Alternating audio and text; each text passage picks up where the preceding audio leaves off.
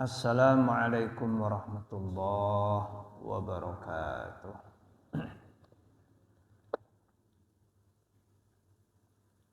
Alhamdulillah wassalatu wassalamu ala Rasulillah wa ala alihi wa sahbihi wa mawalah. La haula wa la quwwata illa billah wa ba'du. Qala Allah ta'ala a'udzu billahi minasy syaithanir rajim. Al-mulku yawma idzil lillah yahkumu bainahum falladzina amanu wa 'amilus shalihati fi jannatin na'im walladzina kafaru wa kadzdzabu bi ayatina faulaika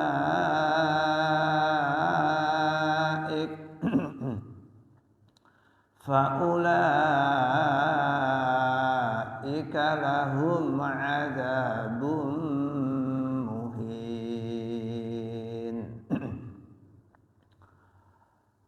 Ayat 56 dan 57. Kita baca dulu terjemahannya. Kekuasaan pada hari itu ada pada Allah. Dia memberi keputusan di antara mereka. Maka orang-orang yang beriman dan mengerjakan kebajikan berada dalam surga yang penuh kenikmatan. Dan orang-orang kafir yang mendustakan ayat-ayat kami, maka mereka akan merasakan azab yang menghinakan. Baik, 2 ayat sudah kita baca.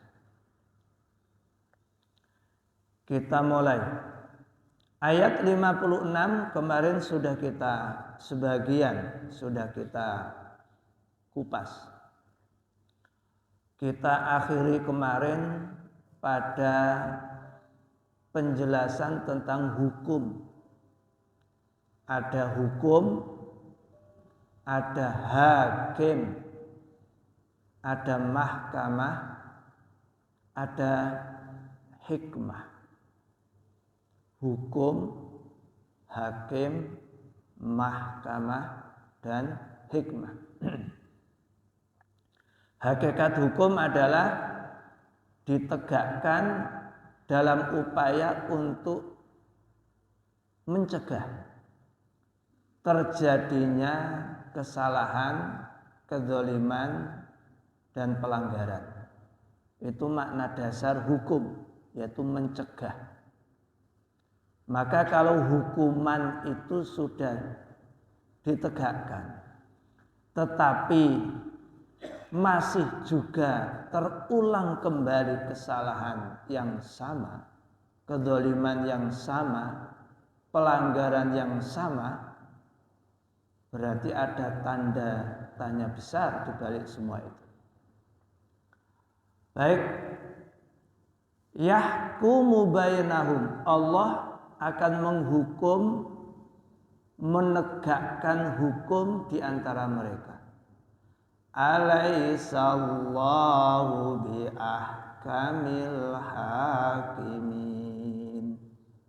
Karena memang hanya Allah yang hukumnya tegak. Hanya Allah yang hakim sesungguhnya.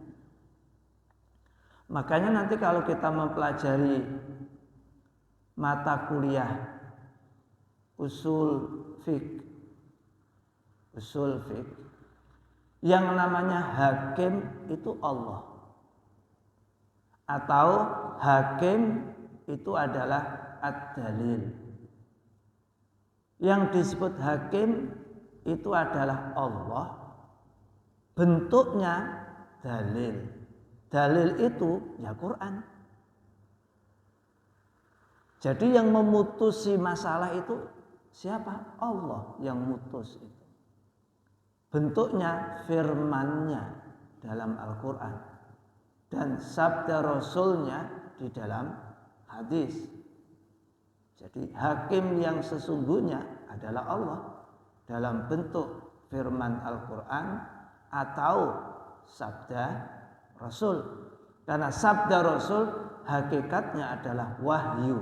Wa ma yantiqu 'anil hawa in huwa illa wahyu yuha. Ucapan Nabi itu hakikatnya adalah wahyu. Baik, maka selepas hancurnya kerajaan dunia ini, maka ada kerajaan baru di mana Allah lah penguasanya. Itulah akhirat. Dan disitulah seluruh permasalahan yang belum terselesaikan saat dalam kehidupan dunia diselesaikan di situ. Kita lanjut. Falladzina amanu wa 'amilus sholihat. Adapun orang yang beriman dan beramal soleh. Jamaah, ini sudah berulang kali kita lewati susunan ayat seperti ini. Beriman dan beramal soleh. Mengingatkan kembali bahwa susunan iman dan beramal soleh di dalam Al-Quran itu terulang 51 kali. 51 kali terulang. Pertama kali ditemukan di dalam surat Al-Baqarah ayat 25. Wa basyiril ladzina amanu wa 'amilus sholihati anna lahum. Ayat 25. Berikan kabar gembira kepada orang-orang yang beriman dan beramal soleh. Alladzina amanu wa 'amilus sholihat. Itu pertama kali ditemukan di dalam surat Al-Baqarah ayat 25. Terakhir kali ditemukan di dalam surat Al-Asr. Wal 'asri innal insana lafi khusr illa alladzina amanu wa 'amilus sholihat. Itu terakhir. Para jamaah, sudah sering ayat ini kita lewati dan sudah sering pula kita ungkap ada apa di balik kata iman dan amal soleh itu. Sepintas kita sampaikan kembali karena Allah mengulang seperti ini juga memang memiliki makna. Meskipun ayat ini sudah kita lewati beberapa kali, tetapi Allah memang mengulang sebanyak 51 kali. Itu artinya juga kita nggak boleh bosan-bosan untuk mempelajari hal ini. Gitu. Baik, poin-poinnya. Iman dan amal. Iman itu kalau disebut sendiri, iman saja, itu berarti sudah mencakup 3 aspek. Karena memang iman itu adalah keyakinan di dalam hati, terucap melalui lisan, dan terbukti dalam bentuk amal perbuatan. Itu iman. Jadi iman saja itu sudah mencakup 3 aspek, yaitu keyakinan dalam hati, ucapan melalui lisan, dan perbuatan dengan anggota tubuh. Itu iman. Nah, kemudian amal kalau disebut amal ya memang mencakup juga 3 hal. amalan hati, amalan lisan, amalan organ tubuh. Loh, sama itu. Nah, hanya saja iman itu kalau bertemu dengan amal, berarti iman itu lebih dimaknai aspek batin. Kalau amal itu aspek badan. Jadi kalau iman itu aspek batin, kalau amal itu aspek badan. Iman itu hati, amal itu organ. Nah, dari sini kalau kemudian dihubungkan dengan dunia pendidikan, maka yang namanya pendidikan ada kata-kata begini, at-tarbiyatu al-islamiyatu laha janahani. Pendidikan Islam itu memiliki dua sayap.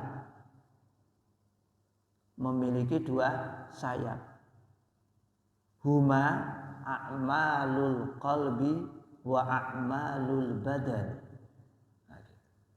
Jadi pendidikan Islam itu punya dua sayap. Sayap pertama itu adalah aspek hati. Dan yang kedua yaitu aspek badan. Jadi batiniyah dan jasmaniyah. Rohaniyah dan jasmaniyah. Para jemaah, kenapa iman itu selalu disebut mendahului amal? Karena memang sungguh bahwa aspek batin itu selalu menjadi yang pertama. Karena aspek batin itu ibarat akar. Kalau pohon, batin itu akar. Jadi yang tumbuh pertama kali itu akar. Bukan batang, bukan dahan, bukan ranting, bukan daun, bukan buah. Berawal dari akar akan menghasilkan batang, menghasilkan ranting, menghasilkan daun, bunga dan buah. Makanya iman itu selalu disebut mendahului amal perbuatan. Karena amal itu akan menjadi kokoh ketika akarnya juga kuat. Seluruh tindakan manusia, amal perbuatan manusia, kalau hatinya sudah selesai, maka amal pun akan selesai. Dalam kehidupan, mau berteman, mau berkawan, mau menjadi guru, mau menjadi pegawai, mau bekerja apapun, kalau hatinya sudah selesai, itu pekerjaannya juga nanti akan selesai. Jadi hidup itu pondasinya adalah hati. Kalau hatinya sudah bersih, pekerjaan itu juga akan bersih. Tapi kalau hati itu kotor, maka pekerjaan apapun itu juga akan kotor. Nah, itu konsep dalam pendidikan seperti itu. Makanya ketika seorang wanita hendak dipinang oleh seorang pria, itu kan penilaiannya ada karena wajah, ada karena kekayaan, ada karena keturunan. Disebut semua oleh Nabi. Tapi kata Nabi, beruntunglah yang menikahi wanita karena agama. Itulah hati. Itulah batin. Artinya pernikahan kalau didasarkan oleh aspek batin, oleh aspek iman, itu insya Allah langgeng, Tidak peduli itu wajah, tidak peduli itu harta benda, tidak peduli itu anak keturunan siapa. Asal aspek iman itu sudah didapat, yang lain akan ikut. Falladzina amanu wa amilus sholihat. Ayat inilah sebenarnya yang menginspirasi kenapa kemudian orang-orang itu, mohon maaf, menjadi zuhud. Kenapa orang itu bisa menjadi zuhud? Zuhud itu bukan berarti anti dunia, tidak. Zuhud yang sesungguhnya seperti yang pernah kami pelajari, zuhud yang sebenarnya itu intinya adalah mencari barang yang halal dan merasa cukup dengan barang yang halal. Itu zuhud. Nah, halal itu apakah banyak jumlahnya atau sedikit yang didapatkannya? Enggak jadi masalah. Yang penting halal. Jadi untuk menjadi zuhud tidak mesti harus miskin. Zuhud bisa kaya. Yang penting kekayaan itu murni halal. Nah itu. Jadi zuhud itu berasal dari situ. Nah, orang yang beriman, yang hatinya sudah selesai, itu berarti berpotensi untuk bisa zuhud. Karena apa? Untuk melihat dunia ini penuh sandiwara. Kalau dilihat dengan mata telanjang, ya, dia akan tersesat. Tetapi kalau melihat dunia dengan mata hati yang bersih, dia akan menemukan inti dari kehidupan itu. Nah itu, falladzina amanu wa amilus sholihat.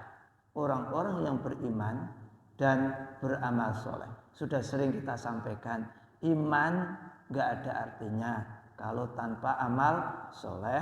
Begitupun tidak pernah ada amal soleh tanpa iman. Orang yang tidak beriman bisa beramal, tapi bukan amal soleh namanya. Orang yang tidak beriman tidak pernah punya amal soleh.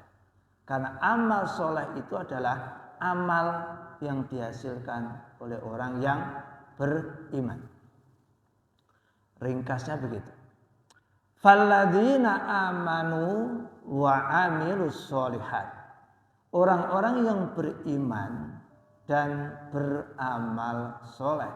Berarti iman dan amal itu ibarat dua sisi mata uang yang tidak pernah terpisahkan.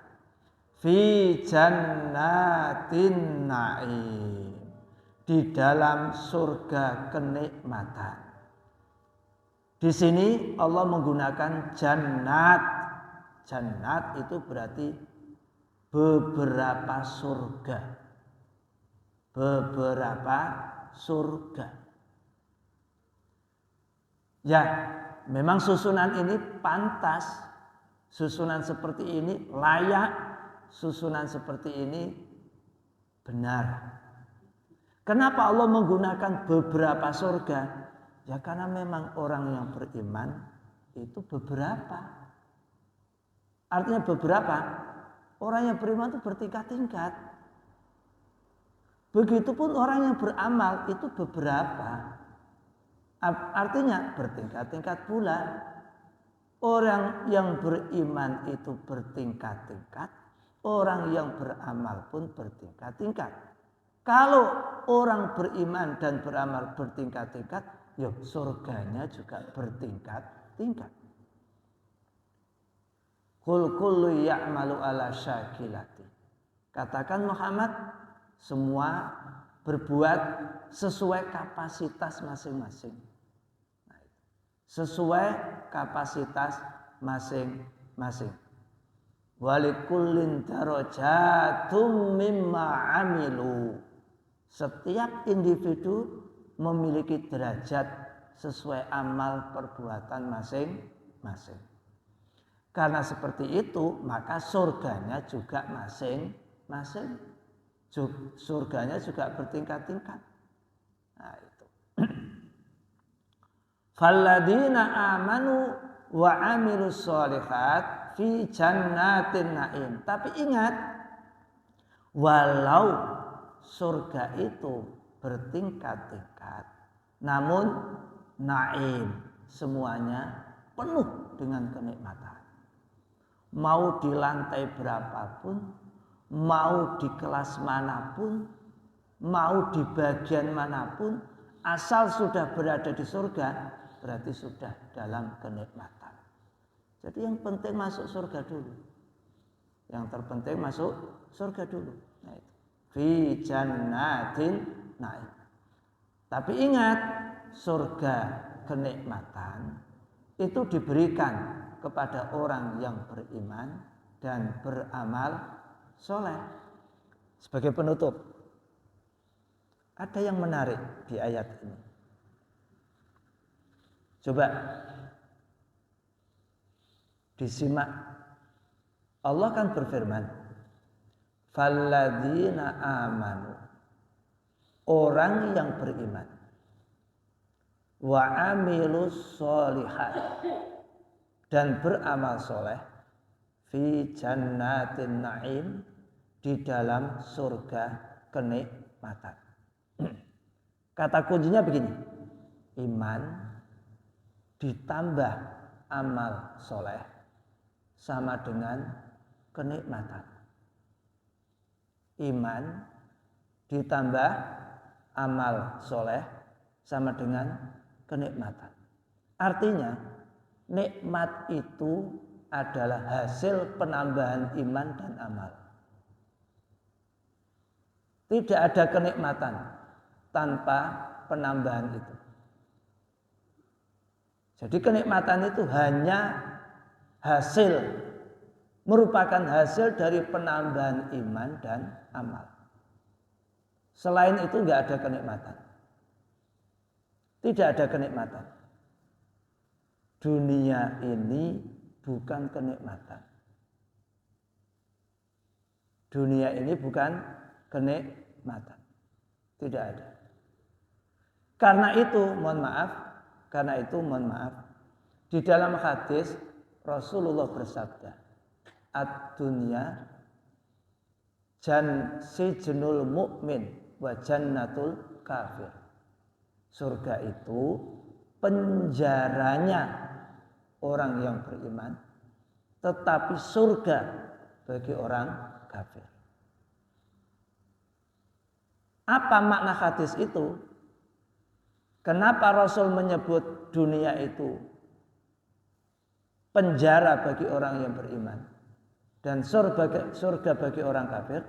Dijelaskan lagi di dalam hadis yang lain. Khuffatil jannatu bil makarih wa khuffatin naru bisyahawat. Surga itu dikelilingi oleh barang-barang yang tidak enak. Sementara neraka dikelilingi oleh kenikmatan. Jadi kalau begitu, ada kenikmatan semu, ada kenikmatan hakiki. Ada nikmat palsu, ada nikmat asli. Ada surga KW, ada surga asli.